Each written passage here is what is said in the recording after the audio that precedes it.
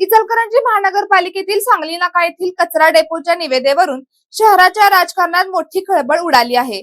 गेल्या वर्षी सुमारे 7 कोटी रुपयांची असलेली निविदा यंदा तब्बल 22 कोटी रुपयांपर्यंत कशी पोहोचली, असा प्रश्न उपस्थित करत नगरसेविका विजया महाजन यांनी प्रशासनावर गंभीर आरोप केले होते।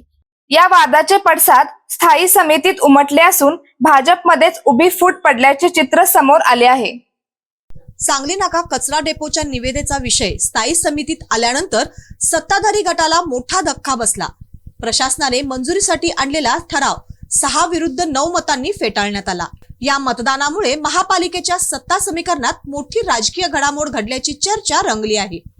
नगरसेविका विजया महाजन यांनी यापूर्वीच आरोप केला होता की या निविदेचे सविस्तर अंदाजपत्रक, तांत्रिक माहिती आणि खर्चाचा तपशील वारंवार मागूनही प्रशासनाने उपलब्ध करून दिला नाही। एवढेच नव्हे तर निविदा प्रक्रिया सुरू असल्याची पूर्व कल्पनाही नगरसेवकांना देण्यात आली नाही। केवळ अंतिम मंजुरीसाठी सभेला बोलावून कोट्यवधी रुपयांच्या प्रस्तावाला मंजुरी घेण्याचे प्रयत्न झाल्याचा आरोप त्यांनी केला होता। आज स्टैंडिंग कमेटी में मीटिंग हुआ। मीटिंग होने के बाद जो मुद्दा पे रखा था 22 करोड़ का एस्टिमेट, मेरा इतने कहना था कि उसको पार्ट्स में डिवाइड कर लीजिए। जो जरूरी है जैसे कचरा घर संकलन करना वो पहले करेंगे, बाद में जैसे दूसरे विषय बाद में लेंगे जब जरूरत पड़ेगी। उसी के लिए मैं सबसे मांग रही थी, वो मान नहीं रहे थे। पर मेरा इतना ही कहना था कि वो जरूरत है उसी को करेंगे, बस उसी के ऊपर मीटिंग है। मुझे इसमें, मैं किसी को विरोध नहीं कर रही हूँ, मैं सिर्फ इतना चाहती हूँ कि इचलकरंजी साफ सुथरा है, क्लीन एंड टाइडी है। इसकी वजह से मैंने मीटिंग में ये अपना पक्ष रखा। थोड़ी बहसबाजी हो गई बस, और मैं अगली बार यही चाहती हूँ कि स्टैंडिंग में वो रखें, हम वो पढ़ के उनको मंजूरी दे देंगे। या पार्श्वभूमीवर झालेल्या स्थायी समितीत भाजपमधील काही ज्येष्ठ नगरसेवकांनीच या प्रस्तावाला विरोधाची भूमिका घेतली।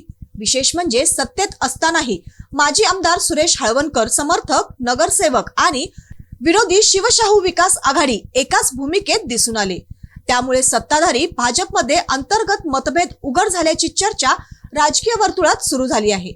दरम्यान विरोधी पक्षनेते तथा नगरसेवक उदयसिंग पाटील यांनी या घडामोडीवर प्रतिक्रिया देताना सांगितले की भाजपमधील ज्येष्ठ नगरसेवकांनी आमच्याशी संपर्क साधून या प्रस्तावातील गंभीर बाबी निदर्शनास आणून दिल्या।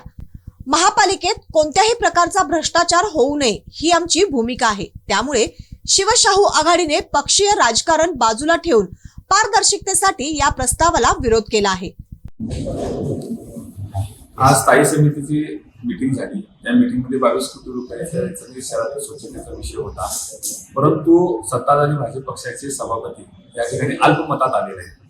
भाजप पक्षातीलच 5-6 ज्येष्ठ नगरसेवकांनी आम्हाला विनंती केली की यामध्ये प्रचंड मोठ्या प्रमाणात भ्रष्टाचार दिसतोय, तर शिवशाहू विकास आघाडीने भ्रष्टाचाराच्या विरोधात आम्हाला पाठिंबा द्यायला पाहिजे अशी विनंती केल्यामुळे आम्ही शिवशाहू विकास आघाडीने त्यांना आज या ठिकाणी पाठिंबा दिलेला आहे।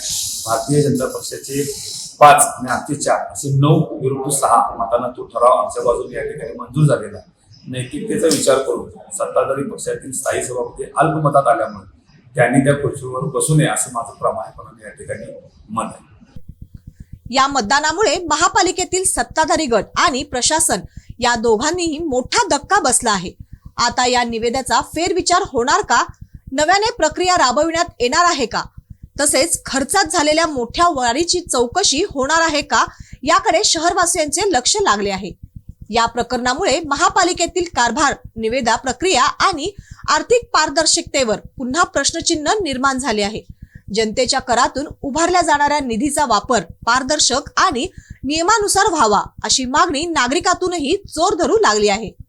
22 कोटींच्या कचरा डेपो निविदेवरून निर्माण झालेला हा वाद आता केवळ प्रशासकीय न राहता राजकीय संघर्षाचे रूप धारण करत असून आगामी काळात महापालिकेच्या राजकारणात याचे दूरगामी परिणाम होण्याची शक्यता व्यक्त केली जात आहे।